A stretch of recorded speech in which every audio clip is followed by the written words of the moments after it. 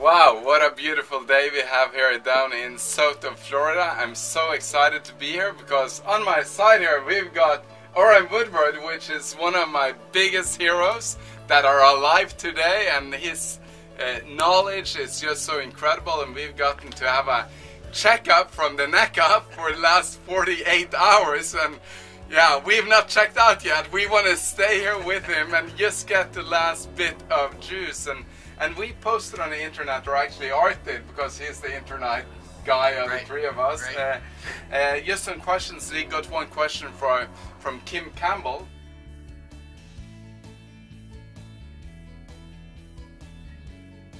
Which was a great question, because it was about how do you delay the gratification of achieving a dream when you actually have the money to already buy it, and how can you use that as a power instead? And that's one of the things that I see on my team, is that people get a little bit of money, then they can afford a Mercedes, and they just want to buy it, and I'm saying, but you should put up a goal. Absolutely. So that you can actually delay that gratification. What's your take on that, Orrin? Well, you hit it.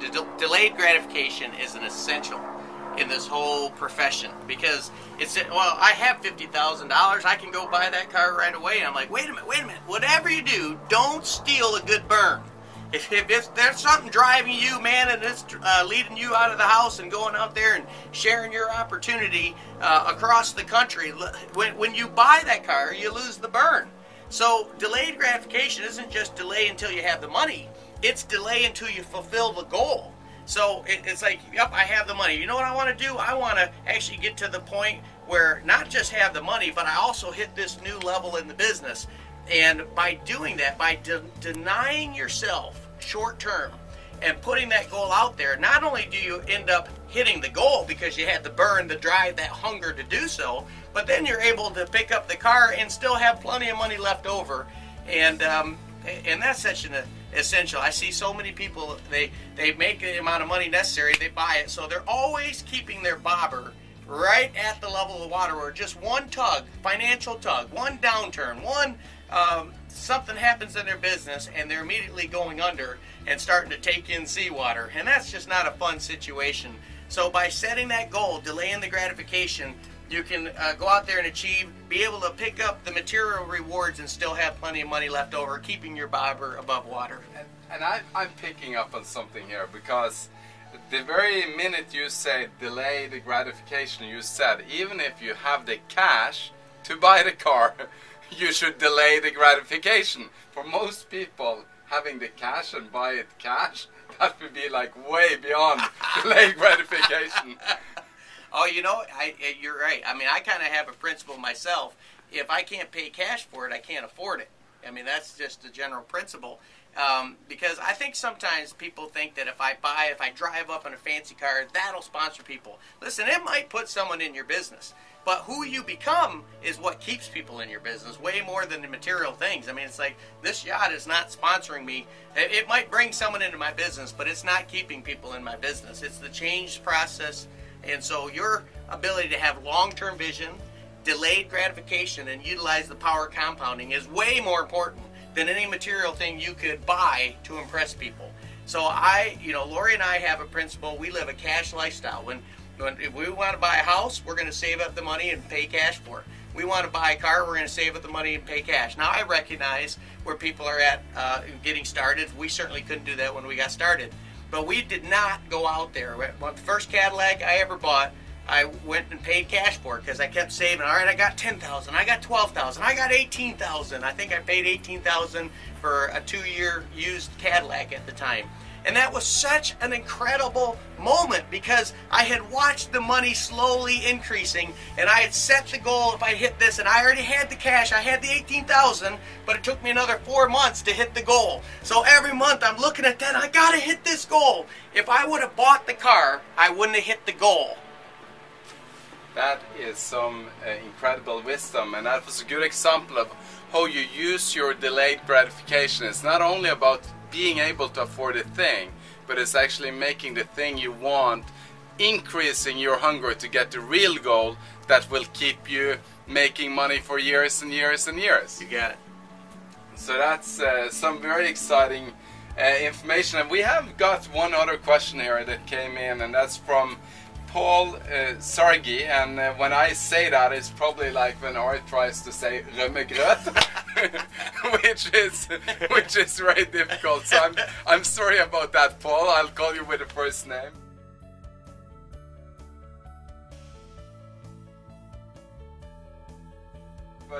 But he is asking the question of what's the first 5 books on leadership that you read, and I would like to rephrase that, because whatever first 5 books that I read on leadership, I wish I got to pick the 5 books that Orrin is going to bring us through right now. You know, I don't remember. If I go back, I can't remember the first 5 books that I read in leadership, but I specifically remember the first book on leadership that I ever read. I mean, here I am. I'm 26 years old, and I read the first ever leadership book that I'm ever going to read. And I pick it up, and it's called Developing the Leader Within You by John Maxwell. And it was just like from page 1 going through that. And these are all foreign concepts. It's talking about improving yourself, and if you improve yourself, you can lead. And I'm probably only making out about half of what it's saying. But I'm thinking, when I'm reading the book then, I'm thinking, boy, wouldn't it be great to be a leader? I mean, no one ever associated Orrin Woodward and leader in the same sentence, unless there was a non in the middle there, Orrin Woodward non-leader maybe. But I just remember thinking, wow, wouldn't it be great if that could happen? And I think all great achievement begins with the hope that maybe, just possibly, that could happen. And that first book led me into the next, you know. And, you know, we have a top 5 books that we promote in our team. Things like Magic of Thinking Big and How to Win Friends and Influence People and Personality Plus and How to Have Power and Confidence with People.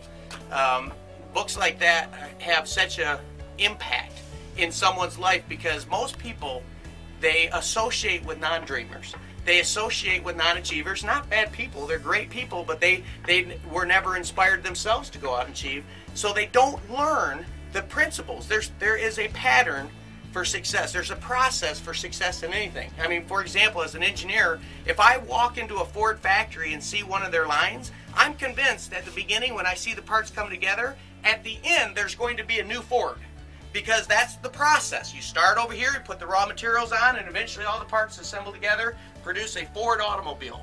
In the same way, if a human being will put all the parts of success together and begin to assemble it, eventually over here you're going to have a leader, an achiever, and someone who's fulfilled dreams that they thought was impossible because they didn't know the process. And that's what books do in a person's lives and CDs, is it starts to assemble the various assembly processes to produce from raw material to a finished product and achiever. That is really great. And I just want to add to that Launching a Leadership Revolution was one of those books that I wish I could just have gotten like delivered to my door when I started network marketing in 1993. Why didn't you write it sooner? took me a long time in that process, and Chris Brady in that process, to get to that point where we could write that book. So I think this guy, Paul, is really asking the questions, which books did you wish you got to read earlier? Yeah. Well, we wrote Launching a Leadership Revolution with that in mind. And if you go into the back of Launching a Leadership Revolution, look at all the books we refer to, those are the books. That's the foundation of our leadership. When we sat down in, I think it was 2004, on a private island, and this question led to that book. What makes the difference? There seems to be so many talented people that join our organization that just don't ever seem to go accomplished. But then there's others that just, man, you would have thought, boy, if someone wasn't going to make it, that'd probably be the person. And yet they end up going out and achieving great things. And there's like, what makes the difference between people who end up becoming great leaders and others who seem to, whether they tried hard or didn't even try, they just didn't seem to come out with the final product? And that question led to a 4-hour discussion late into the night, and we started taking notes, and we said, well, what is leadership? Maybe we ought to just define the term. And it's amazing how hard it was to define what leadership was. It's like, leadership's attitude. Well, no, it's not really just attitude, although attitude's part of it. Leadership is vision. And I'm like, no, it's not just vision. Leadership is results. Well, that's part of it. Leadership's loving people. And it looked like we just had a list of adjectives. And I'm like, then what is it that separates a leader from a non-leader, and what's the process that we could tell people to go through to become a leader? And the 5 levels of influence, and the whole book is basically, that's what we knew at the time, documented in an engineering way to say, if you started with no leadership, that you could walk through the process. And in that book we reference all of the books that we learned these principles from. It's an amazing book, and it actually leads us to the last question I had on my list here.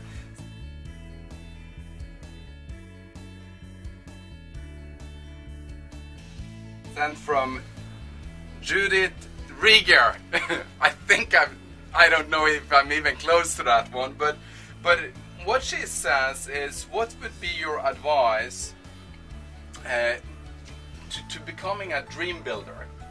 And in the first couple of years of that process of becoming that person that has those big dreams. And Art and you were talking here just a little bit earlier on hunger, and you touched on the hunger, which Yep. is a subject that is amazing, and I think you gave some incredible information on that. But here's how I see hunger, and that is that it's like a seed that everybody has got. And whoever is fertilizing that seed, it's either gonna grow or it's gonna be more and more hidden under the dirt. Because if you put a lot of dirt on seed but there is no nutrition in that seed, it's not ever gonna what do you call that, fertilize and then sprout. Yep. So what do you do to get your dream sprouting if you have that hunger? That's a great question. You know, I gave a talk called The Ant, the Elephant that will describe it in more detail, but you have to literally feed your brain the image, the picture. You don't get out of life what you want. You don't even get out of life what you deserve, but you always get what you expect, what you picture. And so if you want to accomplish, you know, Lori and I, we still pinch ourselves. We'll drive back through Columbiaville and look at our 982 square foot house that we started this journey on, 1958. Wasn't paying for a 30-year plan. Couldn't afford new windows. We got exposed to networking through a used window salesman that we didn't even know, cold contacted, even though after we found out there were 15 people that were in networking that knew us that never contacted us because they knew we would never be able to do this, which they were probably right. Until we learned the power of the dream. When you will take the time to start feeding your subconscious mind, 4 billion neurons a second are fired when your subconscious mind starts to picture an image of a better tomorrow than today. And we started picturing, what would it be like to wake up in the morning and actually wake up wealthier than when you went to bed at night? What would it be like if you woke up in the morning and you realized that you had all your bills, everything was paid for. You actually owned everything that was in your driveway. You actually owned your house. What would it be like to be able to go on vacation, go on a cash vacation, have a cash Christmas? And it was crazy. I mean, I'm like, oh, come on, Orrin, get your head out of the clouds, all the stuff you hear. But that's exactly what you have. You got to get your head in the clouds, and then you've got to get your conscious mind, which in that same second that 4 billion neurons are fired in your subconscious in the image, when you're conscious thinking, I need to go do this, that's 2,000 neurons per second. So the conscious mind is the ant. The subconscious mind, that 4 billion neurons, that's the elephant. The goal in life is to get your elephant charging in the direction of your dreams, and then to hop on your logical, analytical brain on top of it. Now, being an engineer, that all I was taught on, I mean, I had maxed out my 2,000 neurons. And here's my point to all networkers everywhere. If you're 100% good at the ant, you're firing 2,000 neurons per second. If you're only 50% effective on the elephant, you're firing 2 billion neurons per second. So when people say, why do they keep talking about this dream? Let's get down to exactly what to do. Listen, 4 billion neurons. You might want to tap into that. And so when we look back, we said through God's grace and the craziest chain of events, we got exposed to thinking that we got our elephant charging in the direction. Then we put the logic on top of that 4 billion neurons, and the ant guided the elephant where we wanted to go. That's amazing, and if you look around here, you can see a bit of what Orrin is seeing when he wakes up every morning, and we've been waking up here for a couple of days now, and that is really exciting. So if you were gonna take that down to like first, second, third step of what Judith should go and do, like right Sure. now, what would be the first thing she does, second, and then third? Start with defining her future reality. In other words, where does she want to live? If all places, if she could live anywhere in the world, where would she live? What style house would it be? What type of car would she drive? What would be her lifestyle? Who would be the friends that would be associating with her? Who would be her close friends? Maybe people she doesn't even know yet. And then start to define that and go out and take a board and start to cut out the style house. I can go back to when I was an engineer. Here I am, an engineer, been in the business for a few years, started to understand these concepts, and on my wall at work, I had a picture of a private jet. I had a picture of a yacht. I had a picture of all these, a movie theater. All these things that I have today were just pictures on the wall. Not just pictures, though. It became, every time we'd have a new engineer enter our workplace, they would have the tour. They'd show them where the bathrooms were. They'd show them where the cafeteria is, where you can buy pop. And then they'd walk through and say, and here's Orrin. He's our crazy engineer. He's the one who somehow thinks as an engineer he's going to be flying around in private jets. Now, I'm thinking, I ain't going to be an engineer when I'm doing that, you know. But they literally would come, and part of the thing was, let's go laugh at Orrin. So one of the last steps in the tour was, let's go laugh at Orrin for having a movie theater and a private jet and a yacht and a beach house on the water. All the things that I look today, and I go through that entire list. And we have those things today because they were part of our dream board, and I would look at those, and just as if you watch TV, which I don't watch TV, but if you did, you see these ads being run at you, 30-second to a minute ads, and they're run at your elephant. They're giving you images of the success they want for your life. Not success for you, success for them, which means you buying their products, and they run that over and over. And they don't just run it once, they run them repeatedly until your elephant charges ahead and has to drive that car, has to wear this certain clothes, have to have these certain style sunglasses. Well, imagine if we took control of the programming and put our dream board together, and every day Judy were to run ads for her future, for her dreams and goals. And she would look at that and she'd imagine what it'd be like to get her morning coffee and walk out on her dock and see her fish swimming out in her bay, and maybe hop on her yacht or whatever her dreams are with her friends and enjoying life, because while everybody else was laughing at those pictures, Lori and I were dreaming on those pictures. And we were having a discussion about what it took to achieve a dream a couple of days ago, and we were trying to get down to something called vital behaviors, and you'll hear about that later on one day. But one of the things that we said then was that write it down and make a dream board and all of that, and in the midst of it we kind of went, well we maybe didn't do that with our first dreams, but we came down to the conclusion, tell someone. And that's what I like. You made a dream board, and then you made it visible for everybody. That's so right. You actually told all of the people around you, here, this is what I'm gonna do. So not only defining and making your dream board and hiding it in the bathroom at home, but actually showing it to the world that you're gonna go and do that. Confess it. I mean, as you got to sit there. It's got to be set. It's almost like you can't help because it's on your mind all the time. Your subconscious, your elephant's working on that. I'll be talking to Orjan, and we'll be talking about something and say, yeah, wouldn't it be great to have a yacht someday? And then, you know, and you know what? Yes, if you can't do that, if you can't with passion say that, then people are looking out. People are going to think you're crazy. But you know what? If you decide you're going to enter into the top 1% of America, or the top 0.1, or the top 0.001%, doesn't it, if you get to the 1%, for example, wouldn't it make sense that 99% think what you're doing is crazy? That's right. Because you're doing something they're not willing to do. So of course they think you're crazy, or they think, well, at least he's kind of funny. And I was okay with other engineers thinking that I was funny, because I had already decided that being an engineer the rest of my life was funny. So step number 1 was define your dream. So second step. Write it down, and write and image, because you got to speak to the ant, the elephant.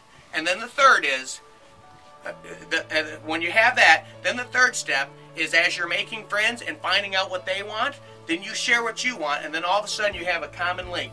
You have two people that dare to dream for a better tomorrow. Now listen, you'll run into a lot of people that are not willing to dream. They've closed it off or whatever. So many times you got to make a friend, and they're not willing to start speaking dreams with you. But if you can make a friend and get them associating with your crazy group of people that are willing to talk about dreams, and that it's authentic, that it's okay to share from your heart what you truly want. And when you're willing to put that out there for a watching world, all of a sudden you've got a level of commitment that the average person, it's easy to give up on something that you haven't stated to everybody. But when, man, there were 1,000 engineers expecting me to fail. And every time I felt like quitting, here's what I thought. I'd rather go get 1,000 more no's than one I told you so. And that's amazing, and that's what I've gotten out of this checkup from the neck up. I can't really say all the expressions yet, but I'll be working on my English for the next 200 years. Or when we get to up there, maybe we can speak perfectly all languages. Amen. But it's the one thing that I've gotten is that when you get down here and you spend time with you, it's actually allowed. You can actually go and dream and say whatever you think that you can achieve, and you'll get a slap on the back and say, go do that. And when you get people around you like that, encouragers that believe that you can do it, and are telling you, oh, you got that dream, but that's so big, I think you can do that. Fired up. That is when you really, really are on the path to hanging around with the right people. So I'm just excited to be here, and Hilda, my wife up here, which is watching this interview, you gotta film her because she's just gorgeous. We have enjoyed so much spending time with you guys, and just having the pleasure of being here, so I appreciate that. Oh, so, thank you. So thank you. Thank you.